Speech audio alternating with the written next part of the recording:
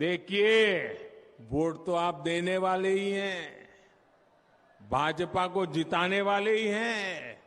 मैं तो इसलिए आया हूं कि 3 दिसंबर को छत्तीसगढ़ के चुनाव के नतीजे आएंगे। आपके आशीर्वाद से भाजपा को बहुमत मिलेगा और हफ्ते के भीतर भीतर नई सरकार बनेगी, भाजपा के मुख्यमंत्री बनेंगे। मैं आपके पास आया हूं जब भाजपा के मुख्यमंत्री का शपथ समारोह होने वाला है। मैं आपको निमंत्रण देने के लिए आया हूं। प्रधानमंत्री आ रहे हैं, अब बोल दे कि यहाँ धान एफसीआई से खरीदा जाएगा, कह दे। तो ये कहते हैं 80% हम खरीदते हैं, 100% हम खरीदते हैं। ये सब बोलने की जरूरत ही नहीं है। एक लाइन बोल दे कि एफसीआई खरीदेगी अब छत्तीसगढ़ में धान। प्रधानमंत्री के अध्यक्षता में जो कमेटी बनी है उसी में तो इसको सूचीबद्ध किया गया था, तो सूची से बाहर कर देना। इतना ही कहना, यहाँ बयान देने से क्या मतलब है? जो सूची बनी है जिसमें नगर नार भी बिकेगा, हटा दे वहां से। एक लाइन की बात है। नमस्कार, मैं हूं मोहन तिवारी। आज के मुद्दे में आपका स्वागत है और आज का मुद्दा हमारा आधारित है पीएम मोदी की उस सभा पे जिसमें उन्होंने चला है एक अनोखा दांव। जी हां, नरेंद्र मोदी ने दावा कर दिया है कि छत्तीसगढ़ में उनकी सरकार बन रही है और इस बात को विश्वास दिलाने के लिए आज जब वो कांकेर पहुंचे थे तो उन्होंने लोगों को न केवल ये बताया कि उनकी सरकार बन रही है बल्कि आमंत्रित भी कर दिया शपथ ग्रहण में। ये तो 3 दिसंबर के बाद जो होने वाली है उसके आगे की बात मोदी जी ने कह दी, लेकिन इसका क्या राजनीतिक असर है, क्या राजनीतिक मायने हैं, इससे कितना जनता प्रभावित होगी, क्या ये दांव उल्टा पड़ जाएगा, इन्हीं सब बातों पर आज हम चर्चा करेंगे। मिल लेते उन मेहमानों से जो इस चर्चा में हमारे साथ रहेंगे। हम बहुत स्वागत करेंगे, हमारे साथ राजनीतिक विश्लेषक के रूप में वरिष्ठ पत्रकार संजीव वर्मा जी हैं, बहुत स्वागत करते हैं आपका। हमारे साथ जुड़ रहे हैं कांग्रेस का पक्ष रखने के लिए विपिन मिश्रा जी, बहुत स्वागत है आपका। और बीजेपी का पक्ष रखने के लिए हमारे साथ है सौरभ जागृत जी, बहुत स्वागत करते हैं आपका।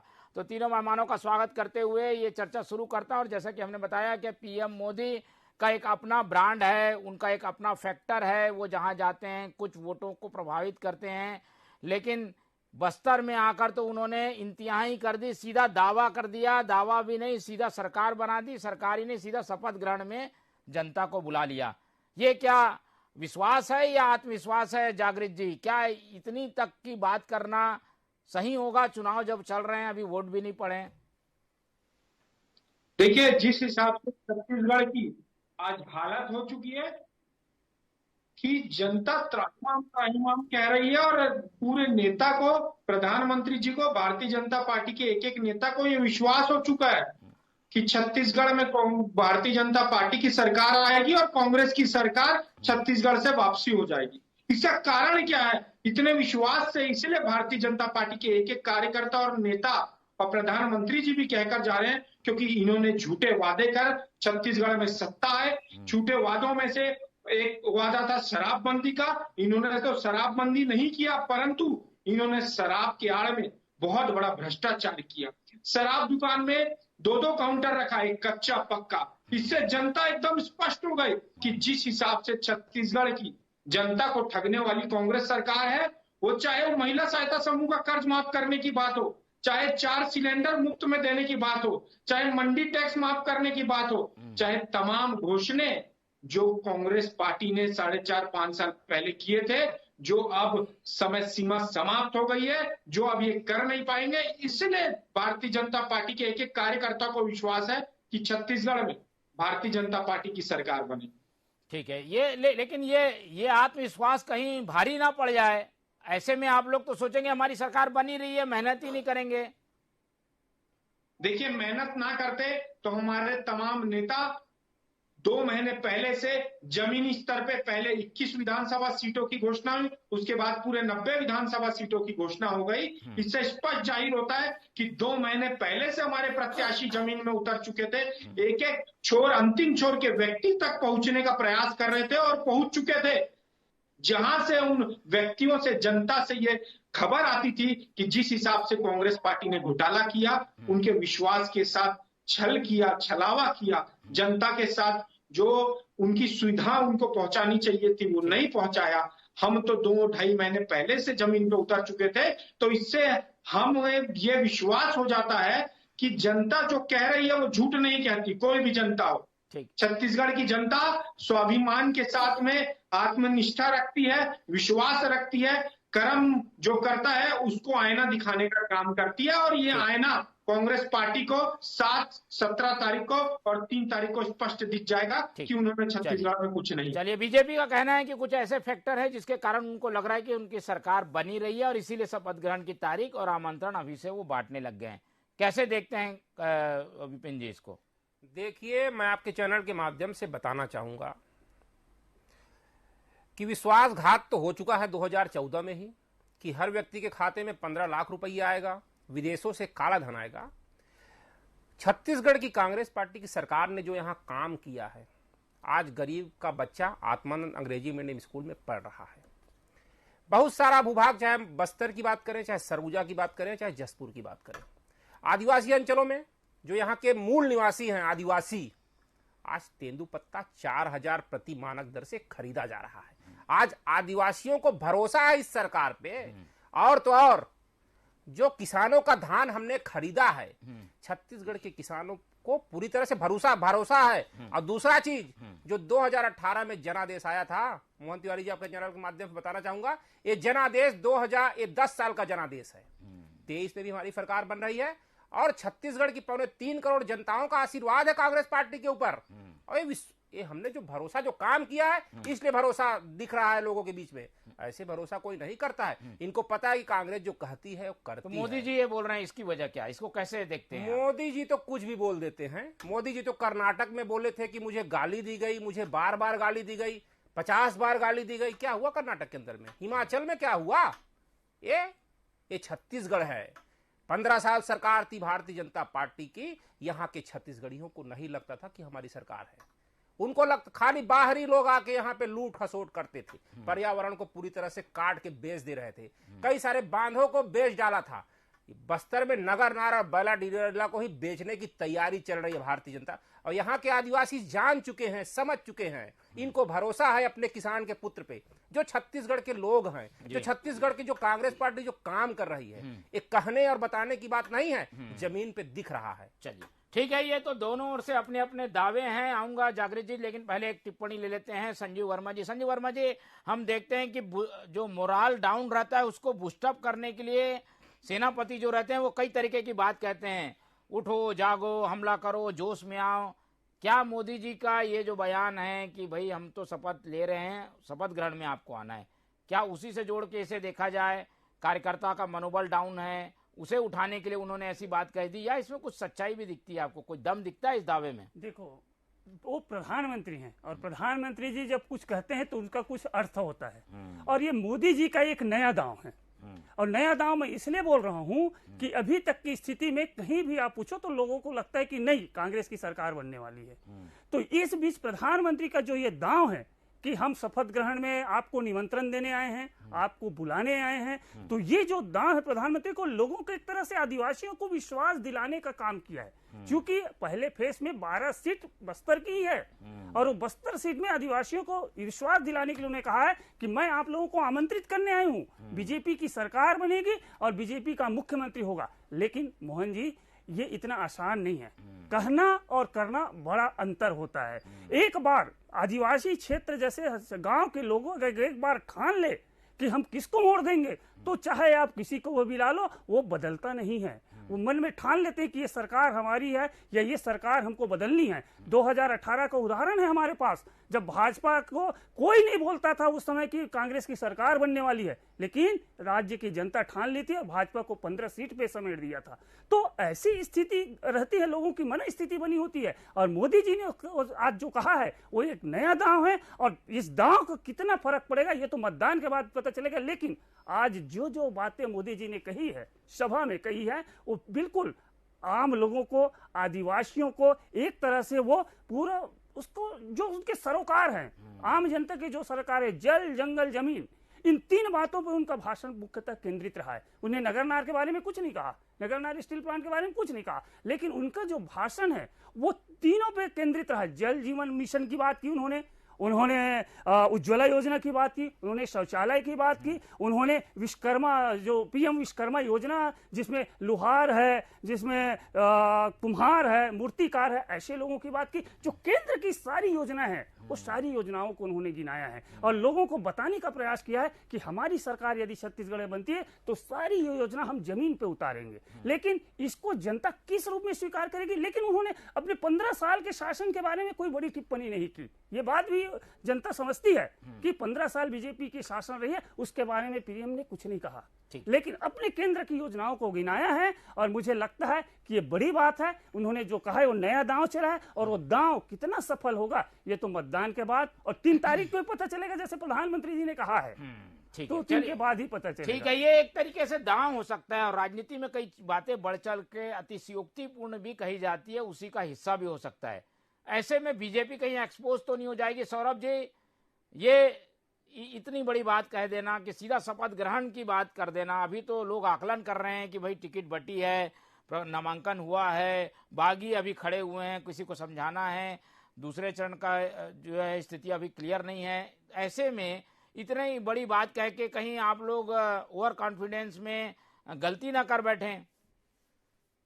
देखिए, भारतीय जनता पार्टी को पूर्णतः विश्वास इसलिए हो रहा है क्योंकि जिस बस्तर अंचल की बात आप देख लें, चाहे दंतेवाड़ा हो, सुकमा हो, बीजापुर हो, नारायणपुर हो, कटे कल्याण हो, आप जाकर देख लें, वहां के आदिवासी भाई बहन छत्तीसगढ़ से पलायन करके दूसरे स्टेट, दूसरे राज्य जा रहे हैं कमाने खाने। कारण क्या है? कांग्रेस का कुशासन। कांग्रेस ने 4 से 6 महीने तक का मनरेगा का पैसा उनको नहीं दिया, तो ऐसे में आदिवासी भाई बहन पलायन नहीं करेंगे तो क्या करेंगे? तेंदुपत्ता संग्रहालय की बात करते हैं। जब भारतीय जनता पार्टी की सरकार थी, 17 लाख रुपए मानक बोरा के हिसाब से खरीदी होती थी। आज देख लीजिए 13 लाख रुपए मानक बोरा के हिसाब से हो रही है। संग्रहालयों को इन्होंने क्या किया? तेंदुपत्ता संग्रहालयों के साथ न चरण पादुका बांधा, ना उनको बीमा दी, ना उनको साड़ी बांटी। अरे भैया, तेंदुपत्ता को जो संग्रहालयों को जो विशेष रूप से सुविधाएं चाहिए वो तो दे नहीं पा रहे हैं। आप बड़ी बड़ी डिंगे हाँ करें। दूसरी बात, छत्तीसगढ़ की स्थिति में आप देख लीजिए, चाहे तमाम घोटालों का गढ़ बन गया है, जनता देख रही है। और रही बात इनके जयराम रमेश जी खुद आकर कहते हैं कि छत्तीसगढ़ में केंद्र सरकार 80% दे रही है और सिर्फ 600 रुपए छत्तीसगढ़ की सरकार दे रही है। इनके नेता खुद स्पष्ट हैं कि धान खरीदने में कौन कितना पैसा देता है, केंद्र कितना दे रहा है। 2200 रुपए उन्होंने खुद कहा है, सार्वजनिक रूप से कहा है, सब पत्रकार महोदयों के बीच में कहा कि 2200 रुपए केंद्र सरकार देती है और सिर्फ 600 रुपए छत्तीसगढ़ सरकार देती है। तो इससे स्पष्ट ये समझ आ जाता है कि इनकी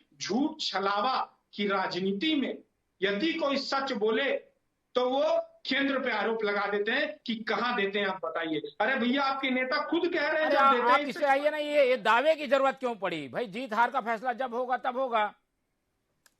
देखिए, दावे की जरूरत नहीं है, ये विश्वास के साथ जनता को बताया जा रहा है और निमंत्रण दिया जा रहा है। क्योंकि पिछले चुनाव में आप देख लेंगे, 2018 के चुनाव में यही जनता ने भारतीय जनता पार्टी की 15 सरकार को इसीलिए सत्ता में आने नहीं दिया। कारण यह था कि छत्तीसगढ़ में लुभावने वादे, झूठे घोषणा पत्र के विश्वास में छत्तीसगढ़ की जनता आ गई थी। और इस झूठे विश्वास और झूठे वही घोषणा काम आप पत्र लोग भी कर रहे हैं। आप विश्वास दिलाने की कोशिश कर रहे हैं। आप लोग भी उसी राह पे हैं क्या? देखिए, भारतीय जनता पार्टी ना तो झूठे वादे करती है, जो करती है केंद्र सरकार ने किया तो जनता को बताया।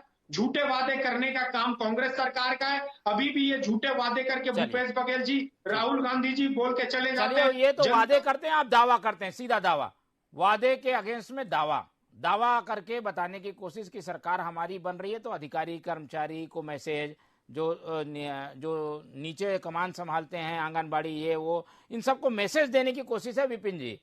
ऐसे में इस तरीके के बात का आप लोग कैसे जवाब देंगे? क्या करेंगे आप लोग? देखिए, मैं आपके चैनल के माध्यम से बताना चाहूंगा कि मोदी जी तो घोषणा तो बहुत करते हैं।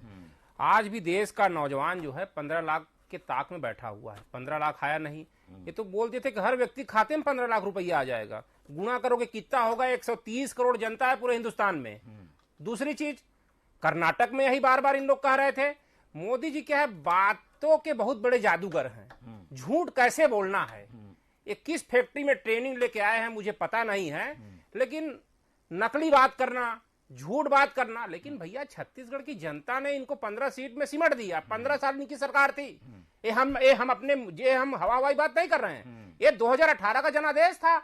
और छत्तीसगढ़ की जनता को पता है भाई, पहली बार आज छत्तीसगढ़ के किसान की जाके स्थिति देखिए, गांव में कितने मजबूत हो गए हैं। आर्थिक अर्थव्यवस्था किस तरह से मजबूती हुई है। ग्रामीण क्षेत्र, रूरल क्षेत्र मजबूती। मैं बस्तर से भी आया हूं, ये बता रहे हैं कि सब सारे लोग क्या बोलते पलायन कर रहे थे। हाँ, भारतीय जनता पार्टी की सरकार में पलायन करते थे, दूसरे प्रदेशों में जाते थे ईंटा भट्टा में काम करने। मगर जब से भूपेश बघेल जी और कांग्रेस पार्टी की सरकार बनी है इस प्रदेश के अंदर में, किसानों को उनका धान का भाव मिल रहा है, बोनस मिल रहा है। जब त्योहार, मैं आपके बीच में नहीं बोला राजपूत जी, आप बीच में मत बोलिए, आप बीच में पहले सुनने का आदत डालिए। मैं आपके बीच में बोला क्या, जब आप बोल रहे थे मैं बोला क्या, एक एक करके आप सुनिए। अभी मैं उसी मुद्दे पे आ रहा हूँ, दावे पे आइए भाई। अभी मतदान हुआ नहीं है, अभी प्रचार चल रहा है। ये कुल मिला के खिसियानी बिल्ली खंभा नोचे। जब आदमी को अंदर से डर फताने लगता है ना, तो वो नया टाइप पासा फेंकता है। यही काम हर जो व्यक्ति हारता है वो ऊपर से बहुत मजबूत दिखाने की कोशिश करता है कि मजबूती दिखा के जनताओं को लुभा के फिर से इनका वोट ले लो। और फिर से जिस तरह से आज नौजवान परेशान है, आज नौजवानों को रोजगार नहीं मिल रहा है। लेकिन आप लोग भी तो 75 पार का नारा दे रहे हैं, अभी तो चुनाव हुआ नहीं है। अब हमारी 71 सीट है, 71 सीट है। इस बार हम दुगने ताकत से मेहनत कर रहे हैं। हमारी सरकार, हमने काम किया, भरोसा है छत्तीसगढ़ की 3.25 करोड़ जनता को। हम उनके बीच जा रहे हैं, चौपाल लगा रहे हैं, किसानों से मिल रहे हैं, युवाओं से मिल रहे हैं, युवाओं को महंगाई भत्ता युवाओं को दे रहे हैं। तो वो है, हवाई बात नहीं कर रहे हैं, हम काम कर रहे हैं। और छत्तीसगढ़ के जो मतदाता हैं उनको हमारे ऊपर भरोसा है। ये भरोसा हमने जीता है 4.5 सालों से। 2 साल तो कोरोना में निकल गया। ठीक है सौरभ जी, आप लोगों की है 13-14 सीट, आप लोग दावा कर रहे हैं सरकार बनाने का, यानी 50 तक जाओगे। इतने जल्दी इतना कैसे फासला पूरा होगा? आप लोग के पास क्या है? इनके पास तो चलिए 70 सीट है तो 75 का दावा ठीक बनता है। आप लोग 14 वाले कैसे दावा कर सकते हैं सरकार बनाने का? देखिए, विश्वास इसलिए है क्योंकि जिस हिसाब से कांग्रेस ने पिछले बार, मैंने पहले भी कहा, झूठा घोषणा पत्र लाया था। जनता एक बार विश्वास करती है, बार बार विश्वास नहीं करती है। कोई भी व्यक्ति एक बार किसी पे विश्वास करेगा, अगले बार विश्वास करने से पहले सोचेगा। जनता ये समझ चुकी है कि आज जितने लुभावने वादे इन्होंने किए थे, आज वो पूरे नहीं हो पाए, तो कहां से विश्वास कर पाएगी? दूसरी बात, भारतीय जनता पार्टी मोदी सरकार ने किसान की यदि बात करती कांग्रेस सरकार, तो 66,000 करोड़ रुपए, 6,000 रुपए प्रतिवर्ष किसानों को दिया। चलिए, आप यदि बात करेंगे कांग्रेस ने क्या दिया क्या नहीं दिया, तो नहीं। 2 वर्ष का अभी भी बकाया बोनस नहीं दिया। 2 वर्ष का अभी भी इन्होंने बारदाने का पैसा नहीं दिया है। उसके बाद मंडी टैक्स बहुत बड़ी चीज होती है जो छत्तीसगढ़ की किसानों के हित की बात होती है। आपका कहना है वादे पूरे नहीं हुए इसलिए सरकार बनेगी। हम समझ लेते हैं संजीव वर्मा जी से। संजीव वर्मा जी, एक तरफ सरकार बनने का दावा, दूसरे तरफ 75 पार का दावा, दोनों ओर से अपने अपने दावे हो रहे हैं। मोदी जी ने दावा आज कर दिया, क्या देखते हैं दोनों दावों में कितना दम है? देखो, राजनीति में दावे और प्रतिदावे ये स्वाभाविक प्रक्रिया है। दावा करना राजनीतिक दलों का फर्ज है और राजनीतिक दलों का मेन उद्देश्य ही सत्ता हासिल करना है। अब सत्ता कैसे हासिल की जाए, ये दोनों दल की अपनी अपनी रणनीति रहती है। और यही रणनीति के तहत आज प्रधानमंत्री जी बोल के गए कि हम आपको आमंत्रण देते हैं, दावा करते हैं। लेकिन ये दावा इतना आसान है क्या?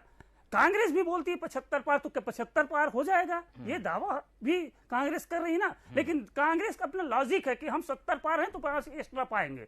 लेकिन ये इतना आसान नहीं है। एक लहर थी कांग्रेस के पक्ष में, 68 सीट उन्होंने हासिल किया, बाद में वो 72 हो गया, वो अलग चीज है। लेकिन आज की परिस्थिति और तब की 18 की परिस्थिति में जमीन और आसमान का फर्क है।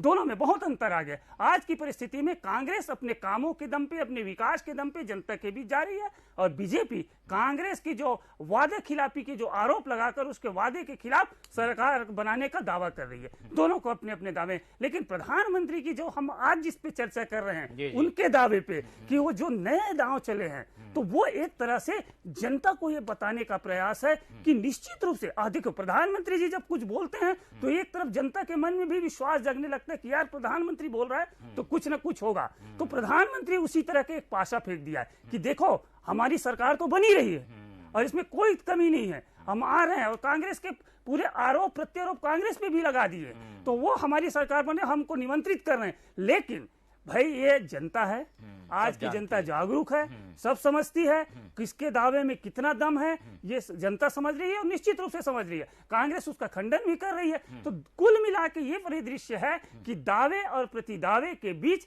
जनता को ही तय करना है कि कौन कितने पानी में है। विपिन जी, ऐसे लोग जो कि ऊहापोह की स्थिति में होते हैं, किसके साथ जाएं, कौन सी पार्टी चुने, वो समझ नहीं पाते, और ऐसे लोगों की संख्या ही तय करती है कौन जीतेगा। उन्हें अपने तरफ करने के लिए मोदी जी बता रहे हैं कि भाई सरकार तो मेरी बन रही है, आप मेरे को वोट दीजिए। ऐसे दावों का असर पड़ेगा चुनाव में, फिर क्या करेंगी कांग्रेस? देखिए, पूरे हिंदुस्तान के अंदर में ये पहला प्रदेश है छत्तीसगढ़, जो सरकार बनने के बाद इस कांग्रेस पार्टी की सरकार ने किसानों की जमीन 4200 एकड़ जमीन किसानों को देने का काम किया था। वहीं से भरोसा जगा है किसानों का इस प्रदेश के अंदर में। और कांग्रेस जो कहती है वो करती है। अभी भाई साहब बोल रहे शराबबंदी कर दो, नरेंद्र मोदी जी को एक सीधा अध्यादेश ला देना चाहिए कि पूरे हिंदुस्तान में शराबबंदी हो जाएगी। 2013 की इनके घोषणा पत्र में था कि शराबबंदी करेंगे। हमारे मुख्यमंत्री जी पहले कह चुके हैं चीज को। और रहा सवाल कांग्रेस पार्टी की सरकार क्यों नहीं बनेगी भाई प्रदेश में, क्योंकि कांग्रेस पार्टी ने काम किया है। कांग्रेस पार्टी गांव तक गई है, चौपाल लगाई है, लोगों की समस्या सुनी है, तुरंत तत्काल कार्रवाई हुआ है। ठीक है, हम लोगों ने लोगों का आंख नहीं फोड़ा, गर्भाशय कांड नहीं किया। चलिए सौरभ जी, ये सब वजह है जिसमें आप लोग के दावे की पोल खोल रही है, पिन है, ये पिन चुभ रही है आप लोगों के दावे के गुब्बारे में।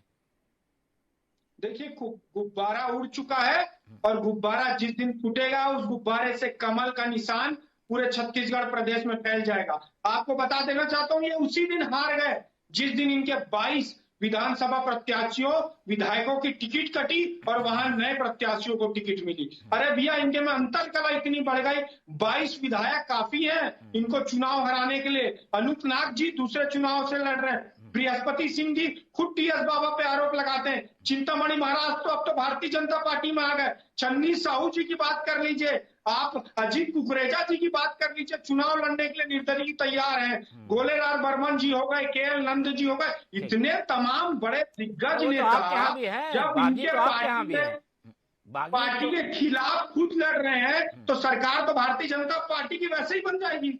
ठीक है, चलिए एक टिप्पणी ले लेते हैं। कैसा सिनारियो देख रहे हैं संजू वर्मा जी इन दावों के बीच में, और ये जो समीकरण बन रहे हैं, फैक्टर काम कर रहे हैं, मोदी फैक्टर है, भूपेश फैक्टर है, भूपेश का ब्रांड है, क्या देखते हैं चुनाव किस ढंग से जा रहा है? देखिए, बिल्कुल निश्चित रूप से आपने सही कहा कि मोदी एक ब्रांड है। मोदी ब्रांड जो है वो कमल से बड़ा है। आज के डेट में मोदी जो है वो एक कमल से बड़ा ब्रांड है। मोदी के नाम से ही लोग को लगता है कि नहीं यार मोदी है तो मुमकिन है। वैसे ही छत्तीसगढ़ में भूपेश है तो भरोसा है, ये एक नारा चला था। अब कांग्रेस ने उसको बदल के सरकार पे ले आई है ना, कांग्रेस की सरकार है तो भरोसा है। तो ये दोनों अपने अपने शहर में, भूपेश भी आज ब्रांड है। ऐसा नहीं है कि भूपेश के बराबर का नेता छत्तीसगढ़ में भी लोग ढूंढ रहे हैं, ऐसा नहीं है। भूपेश भी अपने आप में ब्रांड है तो मोदी भी ब्रांड है। दोनों को कंपेयर नहीं किया जा सकता। वो नेशनल लेवल के लीडर हैं, भूपेश जी अभी प्रदेश के बड़े नेता हैं। तो दोनों के अपने अपने वजूद हैं और दोनों अपने अपने दम पे ही सरकार लाने का, जिताने का भी दावा करते हैं। और दावा क्यों ना करे, सरकार ने जो काम किया है, भूपेश सरकार ने जो काम किया वो अपने तरफ से। लेकिन ये जो विधानसभा के जो चुनाव होते हैं उसको आप राष्ट्रीय परिदृश्य से नहीं तुलना कर सकते। वो मोदी जी का जो चेहरा है वो राष्ट्रीय परिदृश्य में है, पूरे देश के परिदृश्य में, उसका प्रभाव पूरे देश में है। लेकिन जो विधानसभा का चुनाव होता है वो लोकल परिदृश्य पे होता है। राज्य की जनता अपने राज्य के विकास की दृष्टिगत होकर मतदान करती है और नेशनल लेवल पे दूसरा मतदान करती है। आप पिछले चुनाव का उदाहरण देख लीजिए, विधानसभा चुनाव में कांग्रेस बम्पर सीट जीती, लेकिन जब लोकसभा का 4 महीने बाद चुनाव होता है तो मोदी के चेहरे पे लोग वोट दे देते हैं। तो ये बड़ा फर्क है दोनों ठीक में। है, और इसीलिए जनता पर अभी सब कुछ छोड़ना पड़ेगा। दावे जरूर अपने अपने किए जाते हैं, लेकिन पब्लिक है, सब जानती है, वो सही का फैसला सोच समझ कर लेगी। लेकिन राजनीतिक चालें, दावे, दांव सब अपनी अपनी जगह पर जारी है, क्योंकि ये है चुनाव। तो चुनाव है, इसलिए ये चर्चा हमने की, जानने की कोशिश की, लेकिन इसका फैसला हमें 3 दिसंबर को सुनने को मिलेगा। फिलहाल समय का मैं चर्चा यहीं खत्म करते हैं। विपिन मिश्रा जी हमारे साथ जुड़े, बहुत धन्यवाद। हमारे साथ सौरभ जागृत जी थे, उनका धन्यवाद। संजू वर्मा जी ने हमें समय दिया, बहुत बहुत धन्यवाद आपका। तो तीनों मेहमानों का धन्यवाद करते हुए ये चर्चा यहीं खत्म करते हैं। और आप लोगों से उम्मीद है कि आप लोग देखते रहिए TV 24, रखिए अपना बहुत ख्याल। नमस्कार।